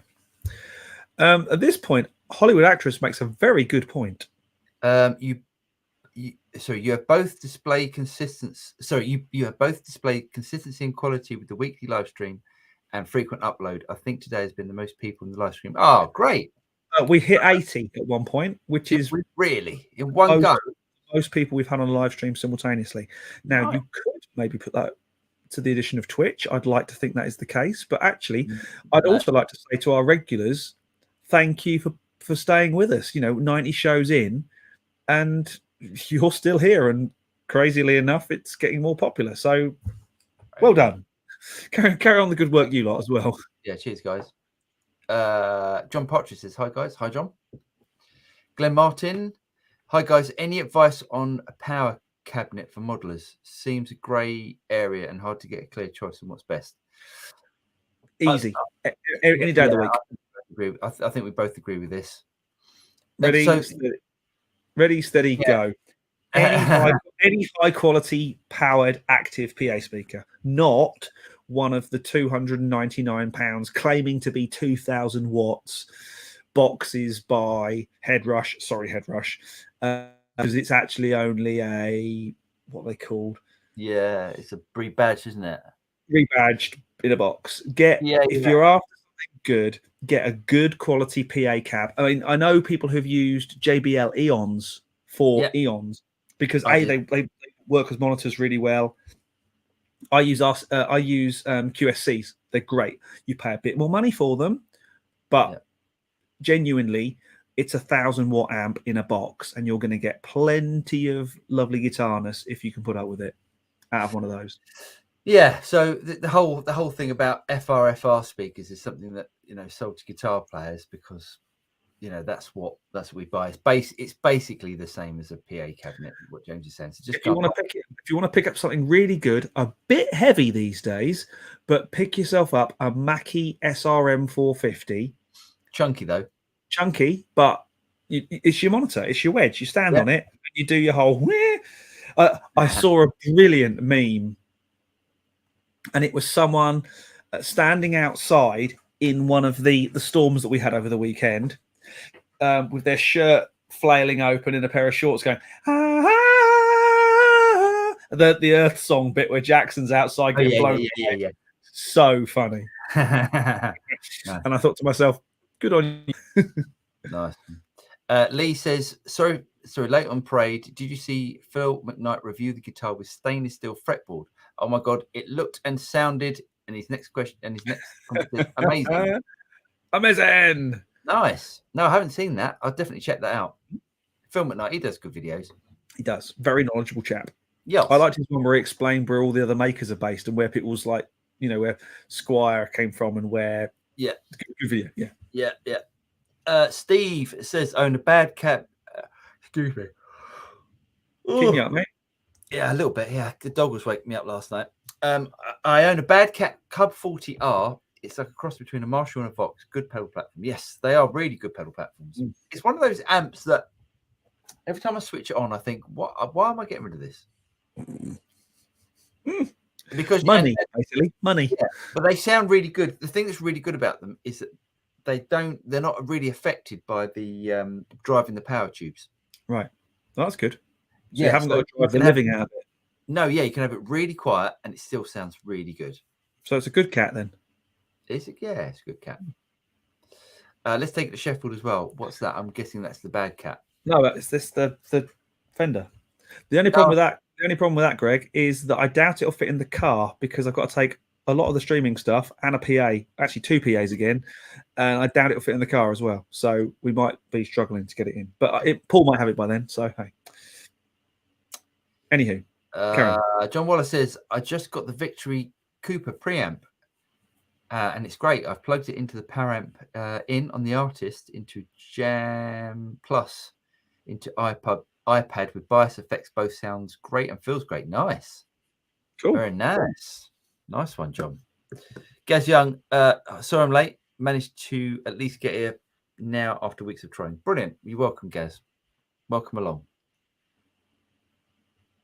Dilly says, your show feels like two very knowledgeable guys. Where are they then? Yeah, allowing the inputs of their audience. True Q&A. I think the cab Paul was talking about was a 1936. It was the 1936. Well done, yeah. Which you could run in stereo. Yeah, that was it. 1936. Yes, I have one of those. One of those in my JCM. Why did I say that? Thank you, Dilly. Your kind words. Jeff Rock says, largest room with the smallest audience, lol. Thank you for your applause. John says, yeah, get the 100. I end up selling my 50 for the 100 artists. Yeah. I think a lot of people do that. You see a lot of 50s up for sale because people love them and then go, I wish I bought the 100. Yeah. Because you do get more. You get more as well on the 100, don't you? You get more controls, more features. Yeah. Yeah. And then, yeah, you do on all of them. So you get more on the Artist and then the 2x12 and the head and stuff. And you get different. The Artist is the top end. Greg's texting us direct, I think. Michael Moore says, I have 2 Katana 100s for stereo. Nice. I don't need 100 watts because I only play loud enough to cover the sound coming directly from the strings. Still, I love my Katanas. Brilliant. It does make it less much. We say this all the time. So much. Katanas was great. I'd get another 2x12 to do the whole Uber stereo thing. Maybe we've got 85 people watching now, James. This 86. Go on, see if we can make it 100. If we made it 100, that would make me very happy tonight. That would actually make me happy. Maybe I'm wrong. Looking for the ultimate amp. Maybe I should just get a couple of Katanas and just sell everything else. Maybe at this point we have to do this. Oh, thank you so much, Fred. Thank you. You're very kind. That's amazing. We're definitely going to be eating. What we're going to have? We're going to have porridge with something in it. Caviar on the top. I was thinking more maple syrup, but hey, that's just me. Oh, nice. Yeah. No, thanks, guys. It's really generous. Thank you very much. What is the path of least resistance to recording my amps? An SLO 30. Oh, nice. Oh. And a Meza TC50. Nice. Oh. Both have line outs going into my Mac Mini. Loved your video on Jamiroquai. Oh, cheers. Why are some artists total spanners? I'm not sure a lot of art. I mean, JK is a bit of a spanner, but so first thing, ignore the line outs. It instantly is the first thing I would do there. Why is that interesting? Why is that? Because I think the line outs on amps is just no. Okay, so the line outs is basically the preamp out. So what you can do with the line out is to then go into your Mac or PC and then use like wall of sound. Good idea. Software. So loads of people do it that way. I still think. Okay, so James is right. Because what you're not getting the power amp section of your amp. I'll tell you what you need, and it's about 200 quid. Yeah. What's that? The beautiful people at Audient now do a tiny little interface called, I can't remember. I need to look. 1 second. Audient in. Okay, I'll talk with that. So why James says don't bother is because you're not getting the full effect of the amp, even though your amp might sound great to you in your room. When you take the line out, it's bypassing that power amp section, which is where a load of the tone is. And especially if you like the sound of the SLO and the Mezza TC50, you're going to be missing out a lot on that. So what I would honestly do, and we say this like every week almost, get an attenuator. If you can't run it loud, excuse me, I've got an itch. If you can't run it loud, get an attenuator or mic up your cab. Audient Evo 4 is basically a USB audio interface with 2 mic pre's on it. Buy yourself an SM57 and a mic cable. Put a microphone in front of it, and that is the best way to get a great sound out of those amps, in my opinion. You'll get proper amp noise. It will sound amazing. No faking it. It's the path, truly, and the trick here is you've said path of least resistance. Speaker, cone, cable, mic, interface box, some sort of DAW. Reaper is practically free. That's the way forward. But just in case, just can't shred. Can't turn up his amp. Can't turn it up. Well, something like an aux is definitely a path of least resistance, but it's not cheap. Well, but look at the amps he's got. Yeah, an aux then. I would say you got an. I mean, if you've got expensive amps like that, and you want to, we don't know this, but just so you can't turn it up, I'd say get an attenuator, get one of the 2 notes Captor X's. Yeah, but say certainly if you want maximum bang for the buck quickly, Audient Evo 4, mic, cable, and a stand, and that's going to be the way forward. Very nice. There we go. Or do what James and I are doing. I mean, James already got one, but you can get the Grossman cab. Yeah, and they're brilliant. You really want to mic up. Farid, evening everyone. I'm late. Evening, Farid. You are excused. Luke BP, thank you. Anytime. John Waller. Plus, with the Katana, you can't knock the wattage. You can knock the wattage down to 0.5 watts and 50 watts. Yep. Yes, absolutely true. And because it's a Class D power amp, you're not changing the tone doing that either. Not Class D. I've had someone say to me it's Class AB. Well, whatever it is, it's not. Yeah. It's not like it down from pento to triode mode on a valve amp. Yeah. Completely. Gaz. We lost Gaz. Oh, sorry, hang on. There we go. Sorry, I clicked somewhere. Gaz Young. Hi from Seaham, County Durham. Love the show. Oh, cheers. Welcome. I use Reaper, paid for it, and it's fantastic. Good man. Good man. That I like that. I like people that can get something for free, but then go, no, support the company. Absolutely. Michael Moore says, John Waller, I never go more than 0.5 watts, and it's too loud for my needs. Yeah.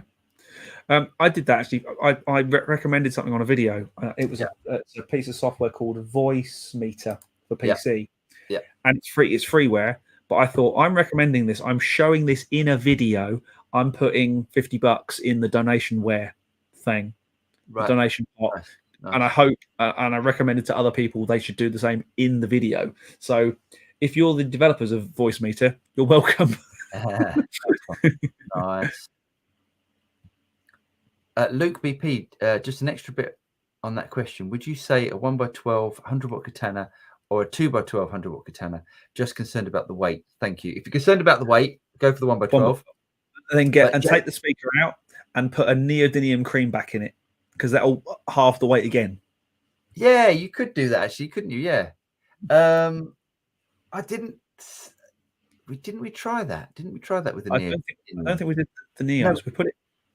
Wasn't that Redback in Neo? I can't remember. No, it wasn't. No. It wasn't. I've got a pair of creambacks in mine. Yeah. Not Neos. And it weighs. It doesn't weigh as much as it did with the Boss speakers in it. Yeah. But I think the Neos would halve the weight again. But that 2x12 is heavy. But it's not as heavy as lifting my JCM 900 2x12. Here's the other option. Yeah. Just go and get the 100-watt head. But don't do what I've seen someone do on a Facebook video where they put a microphone in front of the head. Well, no. There are speakers in it. No, there's not. Yeah, there are. Honestly, there are. Oh, really? Yeah, there's speakers in there. Yeah, there's little speakers. So when you want to, so it's a really good idea. I thought with the head. I saw it done on a Marshall head. It wasn't one of those. Oh yeah. I think I've seen that as well. But yes, it's a really good idea. So when you don't plug the cab in, So if you want to do a bit of practice at home, you do that, and then you take it to a gig, and you've got the 400 watts. There is something I really like about the 2x12 form factor for an amp. It looks right. If you turn, there's a thing about turning up to a gig with a 2x12. It looks beefy. It doesn't look. For me, if you're turning up to a rock and roll gig, you turn up with a 4x12 and a head, and that looks right. If you're turning up to and you want to look like the session pro guy who turns up and means it, you turn up with a 1x12, and it sort of doesn't look very much. But a 2x12 on a couple of beer crates looks good. It's the right sort of dimensions. Yeah. Physics. I don't know. I think a 2x12 sounds better than a 1x12. Yeah. But it's not like the 1x12 sounds. A 1x12 sounds rubbish. It doesn't. It's just a 2x12 just sounds bigger. Yeah. John Waller, totally agree. Most of the time, I'm at 0.5 watts. 2x12 is the way to go. There you go. Mike Ayton, why all the Oxlove? What about the Bosch tube amp expander? The Bosch tube amp expander is awesome. Yes. It's the one that I would take out live. The Bosch tube amp expander is the one that have you racked it yet? Oh, you have, haven't you? No, I did rack it and I took it out of the rack. I know. I don't know what. I don't have some that with me. I just do things. I took it out of the rack, I think, because I thought, well, I'm not going to be gigging for a while with it, and if I do, I'll just stick it back in the rack. When the Studio Rats Live project kicks on. Yeah, we need to get our asses out. Asses in gear. We need to get our asses out. It's not that sort of gig. Chaps, anyone? Thanks, guys. Solid advice. Anytime, mate. Anytime. Luke, BP, Michael, thank you. Hi, guys. Hope you're well. From Aaron Shaw. Oh, Aaron, how you doing? Yes, all good, mate. Hey, hope you're well too. Right. Here they go. Right. Cowbell says, I'm struggling getting good sounds with load boxes. I've had Torpedo Captor X and Sir Reactive Load. Lost the will to go through more. Interesting. I don't know what to suggest on that. Well, I guess certain people don't like load boxes. Yeah, and that's great. Absolutely. I'm very lucky. I get on very well with the Ox. I love the Torpedo Studio that you now have. That's one of those things. Why did I sell that to you? One of those things that you've got the few of those for me. But yeah, it's interesting, isn't it? There's a few. It is different. Like when you plug into a load box, it's just really handy, and it's a good way of recording if you can't turn up an amp. But when you can turn up an amp, you go, oh God, that's great. So it's never going to be. It just sounds like a very precise version of that. But anyway. Yeah. Oxbox is so good, totally worth it. Absolutely. Agreed. Totally agreed. I've heard several people, including Mason from Vertex, mention Seriatone amps. Have either of you tried one? No, funny enough, that clinulator pedal that I mentioned, I bought, that's Seriatone. So I bought that direct.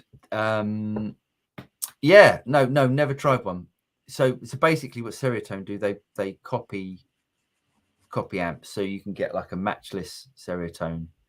You can get a matchless Lightning, actually, Seriatone. You can get Dumble, that sort of stuff. Yeah, it's supposed to be good. Nice. Hey guys, so Paul, how did you like Clive's K line? I have two myself and love them. Do you know what? K was great, wouldn't it? It played really nicely. It wasn't it was my least favorite out of all his guitars. It wasn't the most inspiring tonally, was it? No. But when you've got three other guitars that were utterly incredible. Yeah. So it's not the fact of it, it was great. It was a really, really nice guitar, Jason, and I could see why you like them. And it's just one of those things that I think once you've listened to a Les Paul and a Telecaster, which tend to be more sort of higher output. I mean, I'm not saying a Telecaster is high output, but a Telecaster has a bit more push on it than a Strat. And you've been playing around with Les Pauls, and you set the amp up for that, and then you plug in a Strat, you instantly go, oh, the Strat sounds a bit thin.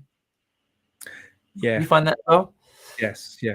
But no, it's I think really, really good guitars, and it sounded great. I just loved his tellies. Those tellies for me were the new one, the Masterbuilt one was brilliant. Yeah, they're all good. No, but yes, I didn't mean to talk. Well, I hope I didn't talk badly about the K-line stuff. I thought it was the build quality was brilliant and it sounded fantastic. I'm posting this one because it made me laugh. Go on. Yeah. Oh, sorry. David Olsen says Andertons may be trying to sell stuff, but they're so far up themselves. Now it's pathetic. It's funny, but I wonder.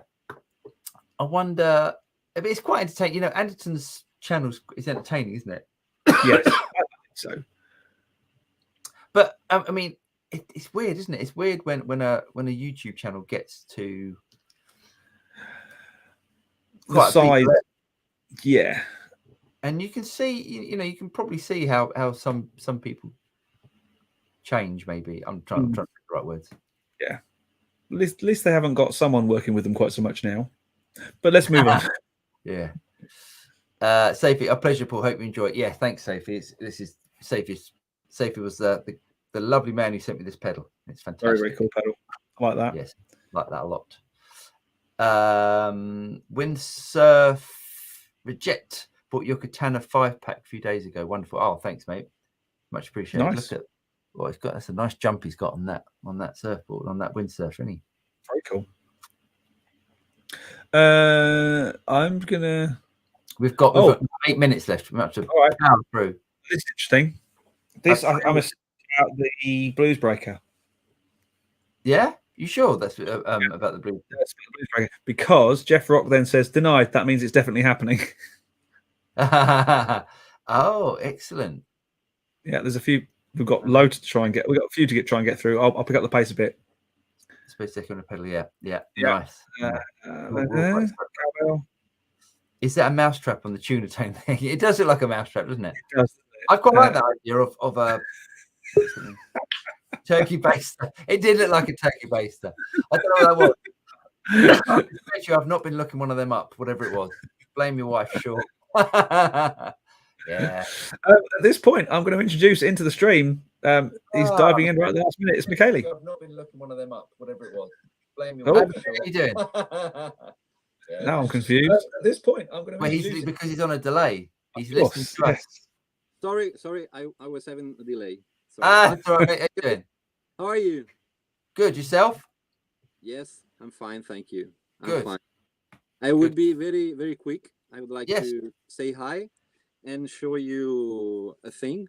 Oh. I don't know if you remember, a few weeks ago, I was asking about a Gretsch guitar.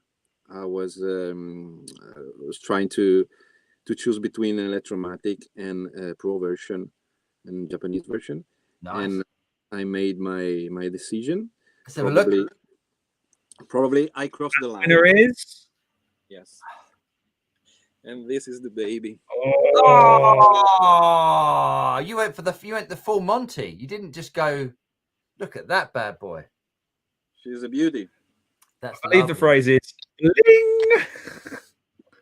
Oh, I'd love the binding on those ones. The binding is worth the price of the guitar. Yeah, are you happy with the sound? Just knocked off by putting it down. Are you happy with the sound of it? Yes, it's I love it because it's hollow, completely hollow.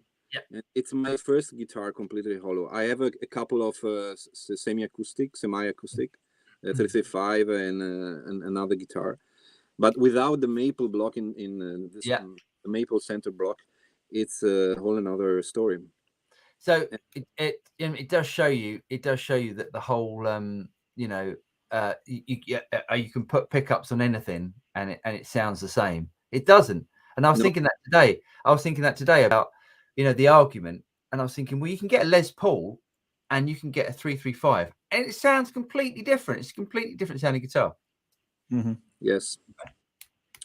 And also the pickups are very unique. Yeah. The don't remember the name. They're not TV Jones.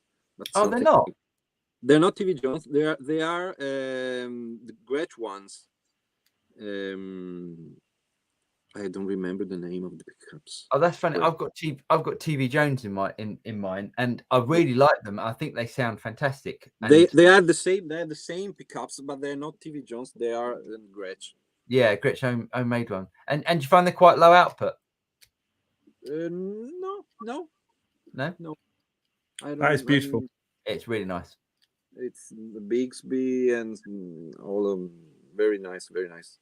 That is really that's it's crazy because it's like when you are 40 and you buy a Porsche.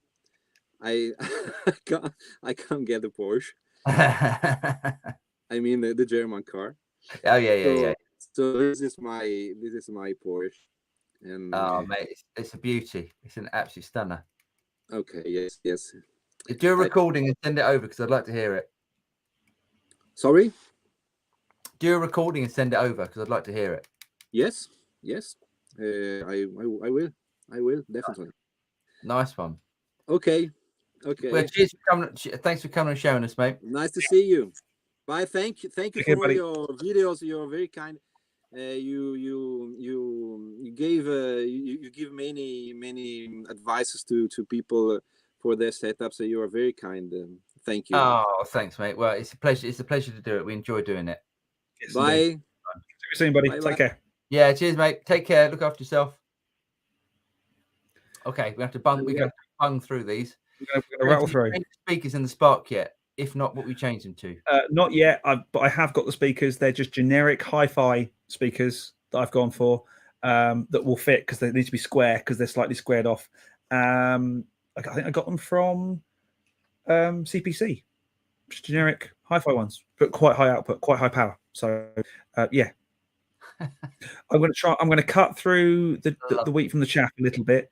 I love it. Oh, come on. David Olsen. Has anyone ever seen Dave Mustaine and Bill Nighy in the same room? It's Nighy. Go on. Yes. Anyway. Nighy.